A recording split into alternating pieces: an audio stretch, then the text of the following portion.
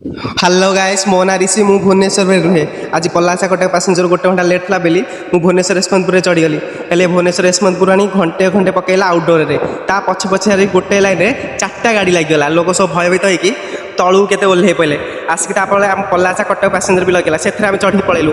office रे पहुँचला बेलू बिनियर 30 पीस ऑर्डर अच्छी ये गोटे पीस ना 30,000 40,000 गोटे पीस 70,000 पर्यंत आम बापूजी नगर पलैलु फैन देखापी फैन सब एसी सब एत जाम जे कहवा कथा नहीं भाई कि गरम हो बहुत सारा भिड़ बापा लो मत गोटे एसी किणे देल मुझे गरम में रही पारुनी लो बापा लो मो गोटे एसी किणे देल तापर मु राम मंदिर पलैली पूरी डालमा खाया गोटे पूरी बरा 40 टका नौ किए किए राम मंदिर पूरी डालमा खाई